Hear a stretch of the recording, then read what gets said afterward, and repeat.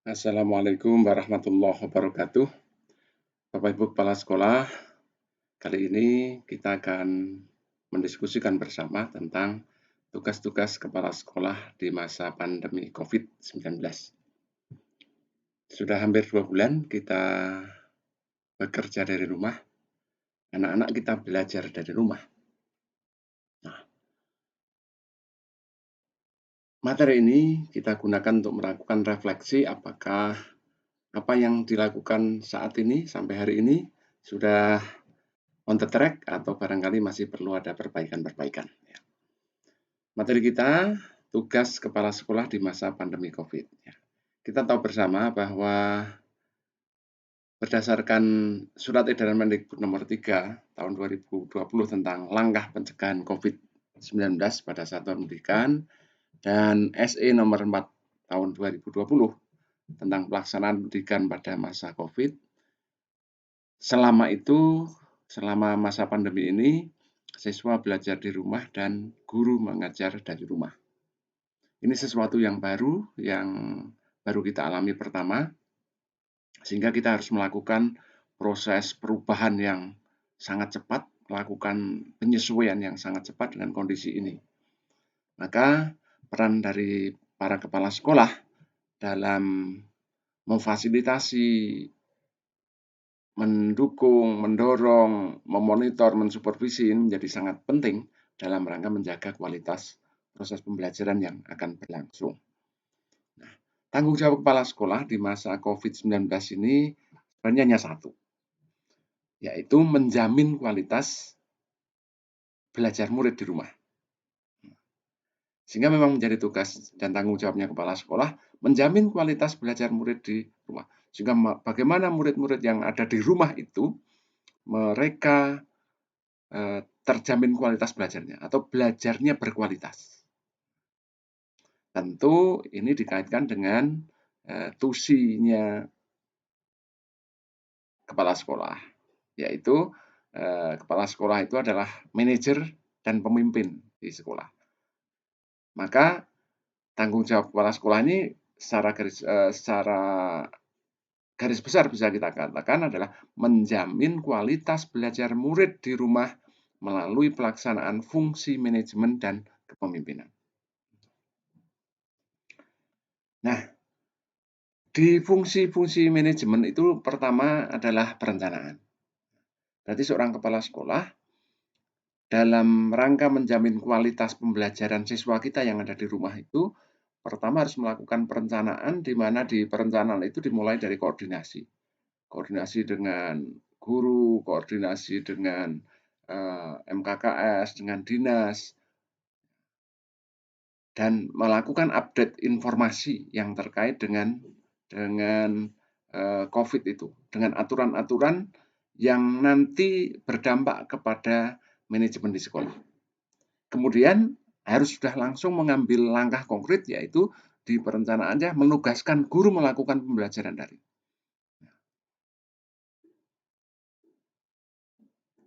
Ini keputusan yang harus cepat dilakukan, sehingga guru pun tidak akan kebingungan bahwa mulai belajar di rumah itu, guru sudah diberikan penugasan bahwa ada perubahan proses pembelajaran yang harus dilakukan oleh guru, dan sekarang saatnya guru ditugasi melakukan pembelajaran daring.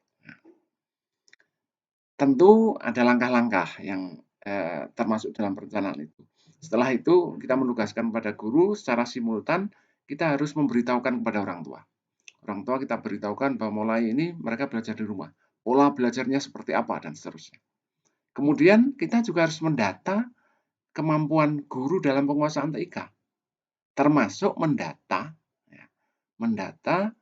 selain kemampuannya juga mendata fasilitas yang dimiliki, baik dimiliki oleh siswa maupun dimiliki oleh guru. Karena dua hal ini, fasilitas dan kemampuan ini menjadi faktor penentu terlaksananya kegiatan daring di rumah atau pembelajaran di rumah.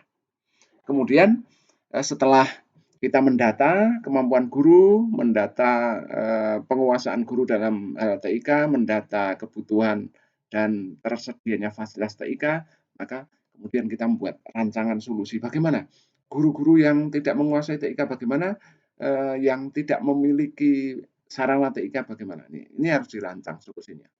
Nah, dirancang solusinya, bagaimana kalau dari hasil pendataan itu ternyata fasilitas TIK-nya kurang, maka dilakukan revisi rencana RKAS-nya, ya, rencana kerja sekolahnya direvisi termasuk anggarannya, ya, direvisi anggarannya. Nah, ini disesuaikan dengan Juknisbos yang baru, ya, di mana di Juknisbos itu boleh digunakan untuk membayar aplikasi pembelajaran, ya, untuk membeli kuota internet dan seterusnya. Nah, bahkan memberikan bantuan kuota kepada siswa maupun kepada guru. Nah, ini setelah kita data ini revisi. Nah, kalau ini sudah kita lakukan, berarti kita sudah melakukan perencanaan yang cukup komprehensif. Maka langkah berikutnya adalah kita meminta guru menyiapkan pembelajaran daring. Jadi guru yang akan mengajar itu harus melakukan persiapan, mulai dari bagaimana perencanaannya, bagaimana skenarionya, bagaimana materinya, kemudian media yang akan digunakan seperti apa, bagaimana mensosialisasi media itu kepada siswa, bagaimana memonitornya, dan seterusnya. Kemudian melakukan sosialisasi pembelajaran daring kepada siswa, kepada orang tua, masuk kepada guru, dan melaksanakan pembelajaran ini. Guru kita minta seperti itu, dan menyiapkan itu, melakukan sosialisasi, melaksanakan pembelajaran. Nah, dalam rangka itu semua tentu menggunakan sarana yang paling mungkin bisa digunakan saat itu. Ya, misalnya pakai WA, SMS, telepon barangkali. Dan ini butuhkan pembiayaan. Nah, ini kepada guru kita minta seperti itu. Dalam pelaksanaannya, nah, setelah guru menyiapkan itu dalam pelaksanaannya, kemudian kepala sekolah itu tidak tinggal diam, tetapi kepala sekolah harus melakukan pengarahan kepada guru dan staf sekolah. Apa yang diarahkan? Ya, mengarahkan agar dalam memberikan tugas tidak terlalu memberatkan siswa, dalam tidak terlalu ini target kurikulum, ya, mengedepankan, memprioritaskan pada target kurikulum. Tapi bagaimana memberikan kegiatan-kegiatan yang positif kepada siswa? Karena orientasinya adalah bagaimana siswa selamat, ya, dan masih bisa belajar. Nah, tapi selamat dulu. Kemudian kualitas layanan kepada siswa. Jangan sampai nanti ada keluhan-keluhan dari orang tua, dari wali murid, ya, tentang pelaksanaan pembelajaran daring ini. Wah, muridnya hanya diberikan tugas terus-menerus sehingga mereka stres. Tugasnya ternyata memberatkan dan seterusnya. Nah, kemudian juga dilakukan koordinasi secara periodik, seminggu sekali, ya, guru diajak berembuk, ada masalah apa fasilitasi pendampingan apa yang dibutuhkan oleh kepala sekolah, ya, kepada guru, sehingga ini koordinasi ini menjadi sangat sangat penting. Termasuk koordinasi dengan MKKS, barangkali ada sekolah lain yang punya best practice yang bagus, punya metode yang bagus, yang bisa kita adopsi, kita adaptasi. Atau mungkin juga kita bisa minta bantuan kepada para pengawas. Apa yang bisa dilakukan untuk mendukung pelaksanaan pembelajaran daring ini. Kemudian memantau dan supervisi. Lah, tentu ini selama pelaksanaan harus dipantau. Bagaimana pelaksanaan pembelajarannya? Apakah pembelajarannya monoton, apakah menarik, atau tugasnya itu terlalu banyak, atau tugasnya sudah terkoordinasi antar guru, dan seterusnya. Kemudian bagaimana guru dan siswa, kondisi guru dan siswa. Nah, kondisi kesehatannya kita lihat, bagaimana kondisi kejiwaannya, ya, jangan sampai ini karena terlalu banyak tugas ini stres. Ya. Guru juga karena belum terbiasa menggunakan IT, dipaksa harus belajar cepat. Nah, kemudian nanti terganggu kejiwaannya. Ini harus dipantau dan diantisipasi oleh kepala sekolah. Kemudian setelah itu dievaluasi. Nah, maka kepala sekolah perlu melakukan pengumpulan data pelaksanaan pembelajaran daring. Nah, sudahkah Bapak Ibu melakukan pengumpulan data ini? Nah, tentu untuk pengumpulan data berarti Bapak Ibu harus menyiapkan instrumennya. Instrumen disampaikan kepada guru, baik dalam bentuk angket boleh, dalam bentuk wawancara langsung boleh, atau ketika saat koordinasi itu mengumpulkan data-data keluhan-keluhan guru. Kemudian data-data yang terkumpul baik oleh yang berasal dari siswa, dari guru, dari orang tua, itu dianalisis.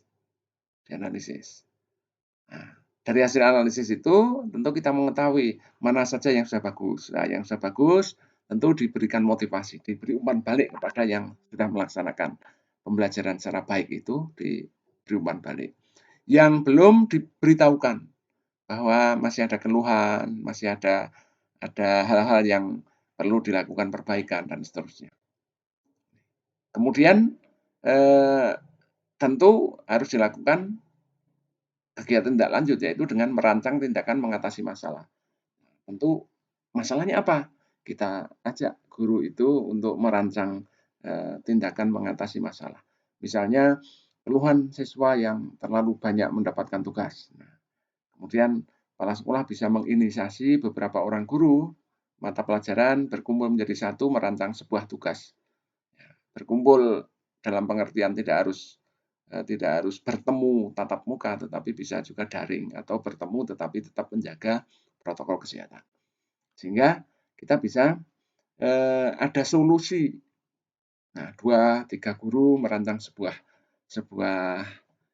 penugasan yang menarik, yang cukup satu tugas, tetapi dari satu tugas itu bisa dikerjakan oleh siswa dan 3 orang atau lebih guru bisa menilai tugas-tugas itu secara bersama-sama dari satu tugas yang dikumpulkan siswa.